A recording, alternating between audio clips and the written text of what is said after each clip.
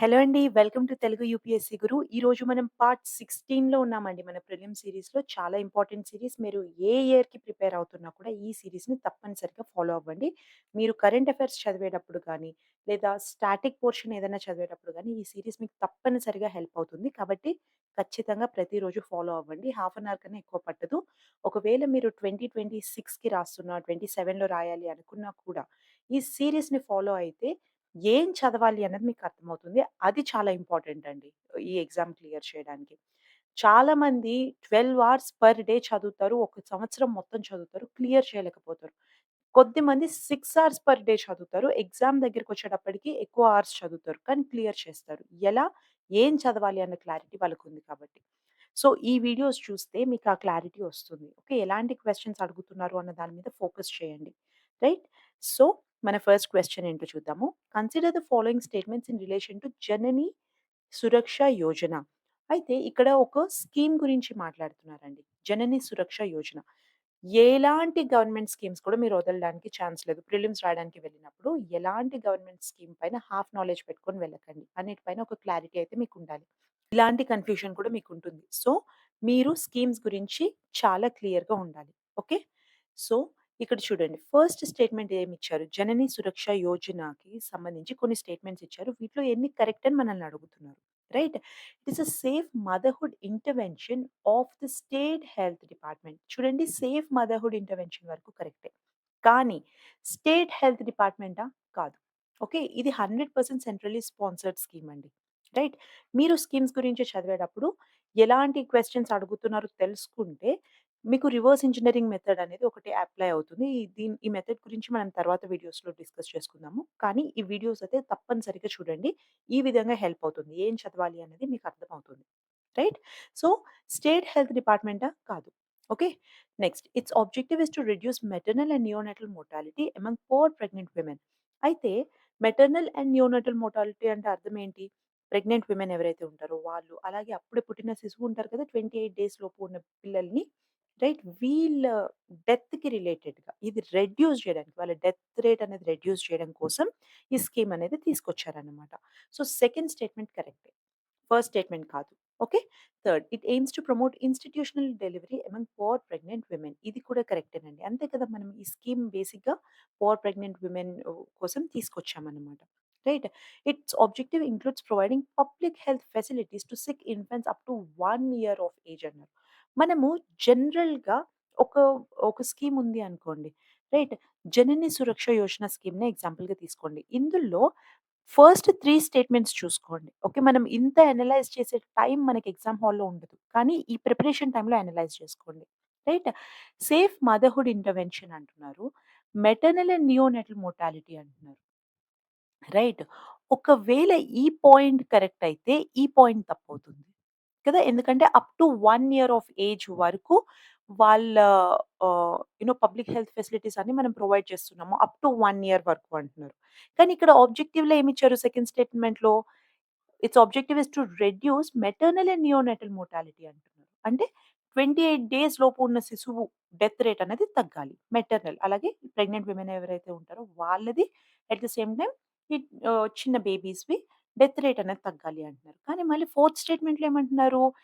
It's objective includes providing public health facilities to sick infants up to 1 year of age అంటున్నారు. అయితే ఇది correct అవ్వాలి. లేదా ఇది కరెక్ట్ అవ్వాలి. 2 కరెక్ట్ అయ్యే ఛాన్సెస్ అయితే లేవు. రైట్? ఇప్పుడు ఒకవేళ మీరు ఈ స్కీమ్ చదివారు అనుకోండి. ఆల్రెడీ దీని మీద మీకు నాలెడ్జ్ ఉంది అనుకోండి. మీకు అర్థమైపోతుంది ఇదే కరెక్ట్ స్టేట్మెంట్. ఇది తప్పు. రైట్? అప్ టు 1 ఇయర్ అనేది ఆ స్కీమ్‌లో ఎక్కడ లేదు. కానీ కామన్ సెన్స్ అప్లై చేసి కూడా ఈ ఆన్సర్‌ని మీరు ఈజీగా రాయొచ్చు. మీకు నాలెడ్జ్ లేదు అనుకోండి. ఈ 2 పాయింట్స్‌లో ఏది కరెక్టో మీకు తెలీదు అనుకోండి. రైట్? 2 కరెక్ట్ అయ్యే అవకాశం అయితే డెఫినిట్‌గా లేదు. ఒకటేమో 1 ఇయర్ వరకు అంటున్నారు. ఇంకొకటేమో నియోనేటల్ అంటే జస్ట్ 28 డేస్ బేబీ వరకు మాట్లాడుతున్నారు. రైట్? సో, మన కామన్ సెన్స్ అప్లై చేసినా కూడా రెండిట్లో ఏదో ఒక స్టేట్మెంట్ తప్పు కాబట్టి మీకు అర్థమైపోతుంది దట్ ఓన్లీ 2 స్టేట్మెంట్సే కరెక్ట్ ఇక్కడ అని. రైట్? కానీ ఇలా బ్లైండ్‌గా అయితే వెళ్ళకండి. ప్రతి ఆహ్, ఈ స్కీమ్స్ ఉంటాయి కదా! మన గవర్నమెంట్ స్కీమ్స్ అన్నిటి మీద నాలెడ్జ్ అయితే మీకుండాలి. రైట్? కొన్ని ఇలాంటివి ఎప్పుడైతే కన్‌ఫ్యూజ్ అవుతారో అప్పుడు మీరు ఇలాంటి లాజిక్ అప్లై చేసి ఏదో ఒకటి డిలీట్ చేయడానికి ఉంటుంది option. Right? So, B is the right answer only 2 అన్నమాట. Next consider the following statements in the context of interventions being undertaken under Anaemia Mukt Bharat strategy. Anaemia ఏదైతే ఉందో ఆహ్, దాని నుంచి ముక్త్ భారత్ చేయడం కోసం స్ట్రాటజీ ఏదైతే మన వాళ్ళు క్రియేట్ చేశారో ఇదొక స్కీమ్. రైట్? దీనికి రిలేటెడ్‌గా కొన్ని ఆహ్, మనకి ఇచ్చారన్నమాట స్టేట్మెంట్స్. వీటిలో ఎన్ని కరెక్ట్ అని అడుగుతున్నారు మళ్ళీ. రైట్? అయితే అనీమియా అంటే సిట్యుయేషన్ ఏంటి? తనకి బ్లడ్ సెల్స్ తక్కువున్నాయి. రైట్? ఇక్కడ బ్లడ్ సెల్స్ తక్కువున్నాయి. మనకి బ్లడ్ తక్కువైంది అనుకో ఐరన్ రిచ్ ఫుడ్ తినాలి అంటారు. రైట్? అవునా? సో, ఇది మనకి జనరల్ కామన్ సెన్స్. దీనికోసం మనం చాలా నాలెడ్జ్ ఉండాల్సిన అవసరం లేదు. కదా! సో, ఫస్ట్ పాయింట్ ఇప్పుడు చదవండి. It provides prophylactic calcium supplementation అంటున్నారు. కాల్షియం సప్లిమెంట్స్ ఇస్తే బ్లడ్ ఎలా పెరుగుతుంది? కదా! So, you have to be given iron rich food. Right? So, somewhere ఐరన్‌కి సంబంధించి iron and folic acid supplements ఇస్తే అప్పుడు మనకి అనీమియాకి సంబంధించినదై ఉంటుంది. సో, ఈజీగా మనకి కామన్ సెన్స్‌తో ఇది తీసేయొచ్చు స్టేట్మెంట్ తప్పు అని. Right? Next it runs a campaign for delayed card clamping at the time of child birth. So, శిశువు పుట్టిన వెంటనే ఏమవుతుంది? ఆ 1 మినిట్ వరకు అంబిలికల్ కార్డ్ అనేది కట్ చేయరండి డాక్టర్స్. 1 మినిట్ ఆగుతారనమాట. ఆ 1 మినిట్ ఎందుకు ఆగుతారు అంటే, ఈ ఐరన్ ఉండని, బ్లడ్ సెల్స్ ఉండని, యాంటీబాడీస్ ఇవన్నీ కూడా బేబీ బాడీకి ఫ్లో అవ్వడానికి ఆ 1 మినిట్ టైమ్ పీరియడ్ ఇస్తారనమాట. ప్లాసెంటా నుంచి బేబీ బాడీకి ఫ్లో అవ్వడానికి. రైట్? సో, ఆహ్, ఈ క్యాంపెయిన్‌ని కూడా మన అనీమియా ముక్త్ భారత్ స్ట్రాటజీలో రన్ చేస్తారు. Okay. Next it provides for periodic deworming to children and adolescents. ఇది కూడా కరెక్టే. Okay. It addresses non nutritional causes of anaemia. Right? Non nutritional causes ఏవేవైతే ఉంటాయో అనీమియాకి లీడ్ అయ్యేవి వాటి గురించి కూడా ఆహ్, ఇది అడ్రెస్ చేస్తుందన్నమాట. రైట్? సో, ఇది కూడా కరెక్టే. సో, మనం జనరల్ కామన్ సెన్స్‌తో ఇది అయితే తీసేసాం. మిగతా అన్ని స్టేట్మెంట్స్ కరెక్టే. ఓకే. ఓన్లీ 3. ఓకే. ఈ విధంగా కూడా మీరు అనలైజ్ చేయాలి మీకిచ్చిన క్వెషన్స్‌ని. సమ్‌టైమ్స్ చాలా చదివేది ఉంటుంది కాబట్టి కొన్ని పాయింట్స్ మర్చిపోతాం. కామన్ సెన్స్ అప్లై చేసినప్పుడు ఈజీగా ఫైండ్ ఔట్ చేస్తాం. యూపీఎస్‌సి ప్రిలిమ్స్‌లో మనకి ఆప్షన్ ఉందన్నమాట. ఓకే. కామన్ సెన్స్ అప్లై చేసి చాలా క్వెషన్స్ మనం సాల్వ్ చేయగలుగుతాం. Okay. Next, consider the following statements. Carbon fibers are used in the manufacture of components used in automobiles and aircrafts. Carbon fibers once used cannot be recycled అంటున్నారు. ఈ carbon fibre ఏదైతే ఉందో దీని గురించి మీకు జనరల్‌గా అయితే నాలెడ్జ్ అయితే ఉండాలి. రైట్? మనం రోజు కరెంట్ అఫైర్స్ చదువుతాం కదా! దానికి రిలేటెడ్‌గా ఉన్న క్వెషన్స్ ఇలాంటివి. రైట్? వాటిని మీరు అంటే మన monthly magazines, yearly current affairs magazines ఏవైతే వస్తాయో వాటిలో అన్న కొంచెమన్నా ఇన్ఫర్మేషన్ ఉంటుంది. రైట్? ఇన్ డెప్త్‌గా బట్టి కొట్టి చేయాల్సిన అవసరం లేదు. బేసిక్ నాలెడ్జ్ ఉంటే చాలు. రైట్? అయితే ఇది మన కార్బన్ ఫైబర్ ఏదైతే ఉందో ఇది చాలా లో వెయిట్ ఉంటుందండి. కానీ స్ట్రెంత్ అనేది చాలా ఎక్కువ ఉంటుందన్నమాట. దానివల్ల ఇది ఎయిర్ క్రాఫ్ట్స్‌లో యూజ్ చేయడానికి మనము యూజ్ చేస్తున్నాం అట్ ప్రెజెంట్ ఈ కార్బన్ ఫైబర్ అనేది. సో, ఫస్ట్ పాయింట్ అయితే కరెక్టే. సెకండ్ స్టేట్మెంట్ చూడండి. ఇదొక ఎక్స్‌ట్రీమ్ స్టేట్మెంట్. రైట్? ఇది it can not be recycled at any cost అన్నట్టుగా ఉంది. రైట్? సో, ఇదొక extreme statement. Maximum extreme statements ఉన్నప్పుడు అది తప్పే అయ్యే ఛాన్సెస్ ఉంటాయి. కొన్ని కేసెస్‌లో of course but extreme statements ఉన్నప్పుడు మీరు ఇంకొకసారి ఆలోచించండి. ఓకేనా? సో, సెకండ్ స్టేట్మెంట్ తప్పండి. యాక్చువల్‌గా రీసైకిల్ చేయగలుగుతారు. కానీ అది చాలా టఫ్ అన్నమాట. డిఫికల్ట్ అన్నమాట అది. ఓకే. సో, సెకండ్ స్టేట్మెంట్ తప్పు. Only A is only one is right answer. A is the right option. Next consider the following actions. ఇక్కడ కొన్ని యాక్షన్స్ ఇచ్చారు. In how many of the above actions is a function of accelerometer. Okay. Accelerometer required. ఇది accelerator కాదు. Accelerometer. Okay. So, ఈ accelerometer ఎక్కడెక్కడ use చేస్తారు అనేసి అడుగుతున్నారు. మూడిచ్చి. అసలు యాక్సిలరోమీటర్ ఏం చేస్తుంది? అయితే ఒక ఆబ్జెక్ట్ ఏదైతే ఉంటుందో దాని మూవ్‌మెంట్‌ని, దాని వైబ్రేషన్‌ని రైట్? ఆహ్, దాన్ని మెజర్ చేస్తుందనమాట. It measures the vibration or acceleration of motion of a structure. Structure ఏదైనా కావచ్చు. రైట్? సో, బేసిక్‌గా యాక్సిలరేషన్, వైబ్రేషన్ ఒకవేళ టిల్ట్ చేసినా కూడా రైట్? ఇవన్నీ కూడా మనకి యాక్సిలరోమీటర్ ఉండడం వల్ల మనకు అర్థమవుతుంది. రైట్?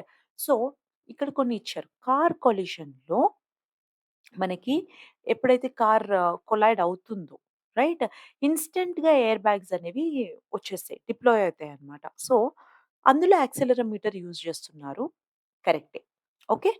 సో, మనకక్కడ ఆహ్, యాక్సిలరోమీటర్ అన్నది ఏం చేస్తుంది? ఈ వైబ్రేషన్‌ని డిటెక్ట్ చేస్తుంది కాబట్టి, మనకి అర్థమవుతుందన్నమాట. ఇక్కడ కొలిషన్ అయింది. సో, ఇమ్మీడియేట్‌గా మనము ఎయిర్ బ్యాగ్ అనేది డిప్లాయ్ చేయాలి అని. ఓకే. సో, ఫస్ట్ ఆప్షన్ కరెక్టే. Next detection of accidental free fall of a laptop. So, ఒక ల్యాప్‌టాప్ కింద పడిపోతుందనుకోండి. రైట్? అందులో ఉన్న హార్డ్ డ్రైవ్ ఏదైతే ఉంటుందో అది డ్యామేజ్ కాకుండా ఇమ్మీడియేట్‌గా ఈ హార్డ్ డ్రైవ్‌ని టర్న్ ఆఫ్ చేసేస్తుందన్నమాట ఈ యాక్సిలరోమీటర్. ఓకే. డిటెక్ట్ చేస్తుంది. That object is free falling అనేసి. సో, అది కూడా యాక్సిలరోమీటర్ పనే. తర్వాత మన స్మార్ట్ ఫోన్స్‌లో టిల్ట్ చేస్తాం కదా! సో, కొన్ని గేమ్స్ ఆడడానికి మన స్మార్ట్ ఫోన్స్‌లో ఏం చేస్తాం, ఫోన్‌ని అటు ఇటు ఊపుతూ ఉంటాం ఈ గేమ్స్ ఆడడానికి. రైట్? సో, అలాగే పోర్ట్రెయిట్ నుంచి ల్యాండ్‌స్కేప్ మోడ్‌కి, ల్యాండ్‌స్కేప్ నుంచి పోర్ట్రెయిట్ మోడ్‌కి వీటన్నిటికి కూడా మనకి యాక్సిలరోమీటర్ అనేది అవసరం అన్నమాట. సో, 3 కరెక్టే. ఓకే. మీకు యాక్సిలరోమీటర్ ఏంటి అన్నది అర్థమయింది అంటే ఇది ఈజీగా ఆన్సర్ చేయగలుగుతారు. Okay. So, C is the right answer. Next. With reference to the role of biofilters in recirculating aquaculture system, consider the following statements. అయితే ఈ బయోఫిల్టర్స్ ఏవైతే ఉన్నాయో రీసర్క్యులేటింగ్ ఆక్వాకల్చర్ సిస్టమ్స్ ఆర్ఏఎస్‌లో వీటి రోల్‌ని ఇచ్చారన్నమాట. వీటిలో ఎన్ని రోల్స్ కరెక్ట్ అనేసి అడుగుతున్నారు. అయితే బయోఫిల్టర్స్ ఏవైతే ఉన్నాయో they provide waste treatment by removing uneaten fish feed. చూడండి, దీని గురించి మీకు నాలెడ్జ్ ఉన్నా లేకపోయినా దీన్ని బేసిక్‌గా లాజికల్‌గా ఎలా సాల్వ్ చేయాలో చూద్దాం. బయోఫిల్టర్స్ ఏవైతే ఉన్నాయో, ఫిల్టర్ అంటే అర్థం ఏంటి? డెఫినిట్‌గా వేస్ట్‌ని ట్రీట్ చేస్తుందనే కదా అర్థం.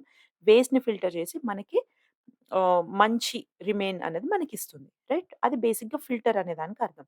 సో, అదే మీరు అప్లై చేయండి. బయో ఫిల్టర్ ప్రొవైడ్స్ వేస్ట్ ట్రీట్మెంటే గదా! బేసిక్‌గా ఫిల్టర్ అనేది ఏం చేస్తుంది? వేస్ట్‌ని ట్రీట్ చేస్తుంది. రైట్? సో, టెక్నికల్‌గా చూస్తే ఫస్ట్ ఆప్షన్ కరెక్టే. రైట్? బయో ఫిల్టర్స్ ఇక్కడికి వచ్చేటప్పటికి మీకు నాలెడ్జ్ ఉండాలి సబ్జెక్ట్ పైన.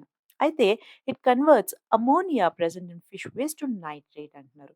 మీరు శంకర్ ఐఏఎస్ మన ఎన్వైర్న్మెంట్ బుక్ గనుక చదివి ఉంటే అమ్మోనియాని నైట్రైట్‌కి, ఆ తర్వాత నైట్రేట్‌కి కన్వర్ట్ చేయడం వల్ల మనకి ఏం మంచి అవుతుంది, రైట్? సాయిల్‌కి ఏం మంచి అవుతుంది, ఎన్వైర్న్‌మెంట్‌కి ఏం మంచి అవుతుంది అని సబ్జెక్ట్ ఉంది అందులో. రైట్? సో, ఈ బయోఫిల్టర్ ఏదైతే ఉందో అది అమ్మోనియాని నైట్రేట్‌కి కన్వర్ట్ చేస్తుందనమాట. ఈ ఫిష్ వేస్ట్‌లో ఏదైతే ఉంటుందో అమ్మోనియా దాన్ని నైట్రేట్‌కి కన్వర్ట్ చేస్తుంది. యాక్చువల్‌గా బయోఫిల్టర్ ఆ పని చేస్తుంది. సో, సెకండ్ వన్ కూడా కరెక్టే. Right? Biofilter increase phosphorus as nutrient for fish in water అంటున్నారు. యాక్చువల్‌గా ఈ ఫాస్ఫరస్ ఇంక్రీజ్ చేయడానికి బయోఫిల్టర్స్ కాదండి మనం యూజ్ చేసేది. దానికి ఫిష్ ఫీడ్ ఫార్ములా ఏదైతే ఉంటుందో, ఇంకా వాటర్ క్వాలిటీ మేనేజ్‌మెంట్ అవి చేసి ఫాస్ఫరస్ లెవెల్స్ అనేది మేనేజ్ చేస్తారన్నమాట. బయోఫిల్టర్స్ యూజ్ చేసి కాదు. సో, థర్డ్ వన్ ఒక్కటే తప్పండి. 2 కరెక్ట్ అన్నమాట. First and second. So, only 2. Next consider the following pairs. ఇక్కడ కొన్ని పెయిర్స్ ఇచ్చారు. సో, వీటిలో ఎన్ని కరెక్ట్ అనేసి అడుగుతున్నారు. సిఫైడ్స్, నెబ్యులే, పల్సర్స్. సిఫైడ్స్ అంటే ఏంటి? Joint cloud of dust and gas in space అంటున్నారు. బేసిక్‌గా మనకి నెబ్యులే గురించి తెలుసు. అంటే మనకి తెలుసు చాలా మందికి నెబ్యులే అంటే ఇది అని. రైట్? సో, ఒకవేళ సిఫైడ్స్‌కి అది ఇచ్చారు అంటే ఇది తప్పే, ఇది తప్పే అని తెలుసు మనకి. రైట్? నెక్స్ట్ పల్సర్స్ ఏదైతే ఉందో అదొక్కటే కరెక్ట్ అండి. Neutron stars that are formed when massive stars run out of fuel and collapse. దీనికి రిలేటెడ్‌గా 2024లో కూడా మనం ఒక క్వెషన్ చూసాం. రైట్? జైంట్ స్టార్స్‌కి రిలేటెడ్‌గా ఒక క్వెషన్ ఇచ్చారు 2024లో. రైట్? సో, చూడండి టాపిక్ అనేది ఎలా రిపీట్ అవుతుంది అని. So, how many of the above are correct అంటున్నారు? Only 1 A is the right answer. Next which one of the following countries has its own satellite navigation system? Satellite navigation system అంటే ఏంటి? బేసిక్‌గా ఈ satellite navigation system మనకి geo specific positioning అనేది provide చేస్తుందన్నమాట. అంటే జియోలాజికల్‌గా specific position అనేది మనకి ప్రొవైడ్ చేస్తుంది. రైట్? సో, యాక్చువల్‌గా మన navigation systems operational in world ఏవేవైతే ఉన్నాయో 4 ఉన్నాయండి. రీజనల్‌వి వచ్చేసి 2 ఉన్నాయి. India and Japan. US, Russia, European Union, China వాళ్ళకి ఇది ఉంది అన్నమాట. రైట్? ఏమంటారు? గ్లోబల్ సిస్టమ్స్ ఉన్నాయి. రీజనల్ వచ్చేసి ఇండియా అండ్ జపాన్‌కి ఉంది. ఇక్కడ మనం ఆప్షన్స్ చూస్తే it's just D Japan. Okay. Consider the following statements. Ballistic missiles are jet propelled at subsonic speeds throughout their flights, while cruise missiles are rocket powered only in the initial phase of flight అంటున్నారు. యాక్చువల్‌గా రివర్స్‌లో ఇచ్చారండి. Okay. Cruise missiles ఏవైతే ఉన్నాయో అవి jet propelled. Propelled at subsonic speeds అన్నమాట. Through their flights. Okay. కానీ ఈ బాలిస్టిక్ మిసైల్స్ ఉన్నాయి కదా! అవి rocket powered in the initial phase of their flight అన్నమాట. సో, ఫస్ట్ స్టేట్‌మెంట్ తప్పు. ఓకే. 'అగ్ని-5' ఏదైతే ఉందో it's a medium range supersonic cruise missile while 'BrahMos' is a solid fuelled intercontinental ballistic missile అంటారు. రైట్. మీరు నార్మల్‌గా న్యూస్ పేపర్ చదువుతున్నారనుకోండి. ఇది direct current affairs question కదా! రైట్. 'అగ్ని-5' గురించి ఏదైనా ఇన్ఫర్మేషన్ ఇచ్చారు. రైట్. అక్కడ మనం 'అగ్ని-5' అనేసి ఏదో ఒక ఉంది అన్నట్టు కాకుండా అసలది ఏంటి? రైట్. అది బాలిస్టిక్ మిసైలా? క్రూజ్ మిసైలా? ఇలాంటి ఇన్ఫర్మేషన్ మీరు నోట్ చేసి పెట్టుకోండి. ఓకే. కరెంట్ అఫైర్స్ చదివేటప్పుడు. ఓకే. సో, ఏదన్నా మిసైల్స్ గురించి ఎటువంటి ఇన్ఫర్మేషన్ ఇచ్చినా అది కంట్రీస్‌లో ఏ కంట్రీస్‌లో ఉంది? ఇలా ఏ మిసైల్ ఎక్కడ ఉంది? ఇలాంటి ఇన్ఫర్మేషన్ ఉన్నా కూడా అది నోట్ చేసి పెట్టుకోవాలి మీరు. కరెంట్ అఫైర్స్ చదివేటప్పుడు. ఓకే. ఇది 2026కి ప్రిపేర్ అయ్యే వాళ్ళకి చెప్తున్నాను స్పెసిఫిక్‌గా. రైట్. 'అగ్ని-5' ఏదైతే ఉందో అది యాక్చువల్‌గా క్రూజ్ మిసైల్ కాదు. అదొక బాలిస్టిక్ మిసైల్ అన్నమాట. ఓకే. సో, స్టేట్‌మెంట్ 2 కూడా తప్పే. ఓకే. ఈ 'బ్రహ్మోస్' ఉంది కదా! 'బ్రహ్మోస్' ఏదైతే ఉందో అది సూపర్సోనిక్ క్రూజ్ మిసైల్. రివర్స్‌లో ఇచ్చారు ఇక్కడ కూడా. రైట్? సో, స్టేట్‌మెంట్ 2 కూడా తప్పే. So, neither 1 nor 2. Next. Consider the following statements regarding mercury pollution అంటున్నారు. Mercury pollution. చూడండి పొల్యూషన్‌కి రిలేటెడ్‌గా మన గ్రీన్ హౌస్ గ్యాసెస్‌కి రిలేటెడ్‌గా క్వెషన్స్ అయితే రిపీటెడ్‌గా వస్తూనే ఉంటాయి. వీటిపైన ఫోకస్ డెఫినిట్‌గా చేయండి. Okay. Gold mining activity is a source of mercury pollution in the world. Yes, it is one of the sources. Right. So, gold mining వల్ల ఈ మెర్క్యూరీ ఎమిషన్స్ జరుగుతూ ఉంటాయి. ఓకే. సో, దీనివల్ల మనకి మెర్క్యూరీ పొల్యూషన్ అనేది జరుగుతుందనమాట. Okay. Next coal based thermal power plants cause mercury pollutions. ఇక్కడ చూసేవి జనరల్ స్టేట్మెంట్స్ అండి. Okay. First one general statement. Second one coal based thermal power plants cause mercury pollution అంటున్నారు. Coal based thermal power plant ఏదైతే ఉంటుందో అవి కూడా source of mercury pollution అన్నమాట. ఈ కోల్ ఏదైతే ఉంటుందో అది బర్న్ చేస్తున్నప్పుడు ఎలక్ట్రిసిటీ జనరేట్ చేయడం కోసం మనం కోల్ బర్న్ చేస్తాం కదా! అందులో మెర్క్యూరీ ఏదైతే ఉంటుందో అది రిలీజ్ అవుతుందన్నమాట అప్పుడు మన అట్మాస్ఫియర్‌లోకి. రైట్? సో, సెకండ్ స్టేట్మెంట్ కూడా కరెక్టే. థర్డ్ స్టేట్మెంట్ చూడండి. There is no known safe level of exposure to mercury అన్నారు. ఇది ఒక ఎక్స్‌ట్రీమ్ స్టేట్మెంట్. ఇది మాక్సిమం కరెక్ట్ అయ్యే ఛాన్సెస్ ఉండదు. రైట్? యాక్చువల్‌గా ఓషా ఏదైతే ఉందో, right? Occupational safety and health administration ఏదైతే ఉందో, ఆల్రెడీ మనకి 0.01 మిల్లీగ్రామ్స్ పర్ మీటర్ క్యూబ్ అనేది వాల్యూ ఇచ్చారన్నమాట. సో, థర్డ్ స్టేట్మెంట్ ఒక్కటే తప్పు. Right? So, first 2 correct. Okay. So, B is the right answer. Only 2. Next with reference to green hydrogen consider the following statements. Green హైడ్రోజన్‌కి రిలేటెడ్‌గా statements ఇచ్చారు. ఇవేంటో చూద్దాం. Okay. It can be used directly as a fuel for internal combustion. నేను ముందు కూడా discuss చేశాను. It can be అంటే it's generalised statement. Generalised statements అంటే అవి మోస్ట్‌లీ కరెక్టే ఉంటాయి. ఓకే. కానీ చదవండి. టాపిక్స్ అయితే నెగ్లెక్ట్ చేయకండి. Sometimes UPSC will trick you. Right? So it can be used directly as a fuel for internal combustion. Yes, use చేయొచ్చు internal combustion లో. Okay. It can be blended with natural gas and used as fuel for heat or power generation. Yes, దీన్ని blend చేస్తారు. ఆ తర్వాత ఏదైతే output వస్తుందో, అవి blend చేసిన తర్వాత ఏదైతే వస్తోందో, దాన్ని మనము హీట్ ఇంకా పవర్ జనరేషన్‌కి ఫ్యూయల్ లాగా యూజ్ చేసుకోవచ్చు. Right? It can be used in hydrogen fuel cell to run vehicles. Yes, అది కూడా కరెక్టే. Okay. So, C is the right answer. అంతేనండి. మనం 10 క్వెషన్స్ కంప్లీట్ చేసాము. Thank you so much for your time. ఈ videos మీకు help అవుతాయి అని ఎక్స్‌పెక్ట్ చేస్తున్నాను. సో, కొన్ని జనరలైజ్డ్ స్టేట్మెంట్స్ ఎలా ఉంటాయి, రైట్? అలాంటిటప్పుడు ఆప్షన్స్ ఆల్ 3 కరెక్ట్. ఇలా మనకి మాక్సిమం ఇలా ఆన్సర్స్ వస్తాయి. రైట్? కొన్ని ఎక్స్‌ట్రీమ్ స్టేట్మెంట్స్ ఏవైతే ఉంటాయో అవి మాక్సిమం తప్పవుతాయి. రైట్? సో, ఇలాంటి ఆహ్, కామన్ సెన్స్ మనం అవి కూడా చూసాం కదా! Right. Folic acid, iron and folic acid టాబ్లెటా? లేదా సప్లిమెంటా? లేదా కాల్షియం సప్లిమెంటా? రైట్. ఇదొక జనరల్ నాలెడ్జ్ ఇది. రైట్. సో, ఇదంతా మీకెప్పుడు అర్థమవుతుంది? రిపీటెడ్‌గా పీవైక్యూస్‌ని రివైజ్ చేసినప్పుడు, ఇలాంటి జనరల్ నాలెడ్జ్ బేస్డ్ క్వెషన్స్ జనరల్‌గా మీరు కామన్ సెన్స్ అప్లై చేసి సాల్వ్ చేసే క్వెషన్స్ ఏవైతే ఉంటాయో, అవి ఇలా వీడియోస్ చూసినప్పుడు లేదా పీవైక్యూస్‌ని రెగ్యులర్‌గా మీరు రివైజ్ చేసుకున్నప్పుడే మీకు అర్థమవుతుంది. రైట్? ఒక కాపీ ఆఫ్ పీవైక్యూస్ అయితే మీ దగ్గర పెట్టుకోండి. ఓకే. మీకెప్పుడైతే ఫ్రీ టైమ్ ఉంటుందో దాన్ని చూస్తూ ఉండండి. అవి చూస్తే మీకు అర్థమవుతుంది. ఓకే. నేను ఇలా ప్రిపేర్ అవ్వాలి. ఇది నా స్ట్రాటజీ ఉండాలి అని మీరే క్రియేట్ చేసుకుంటారు ఒక strategy. Okay. All the very best అండి. రేపు వేరే వీడియోలో మళ్ళీ కలుద్దాము. Thank you so much for your time.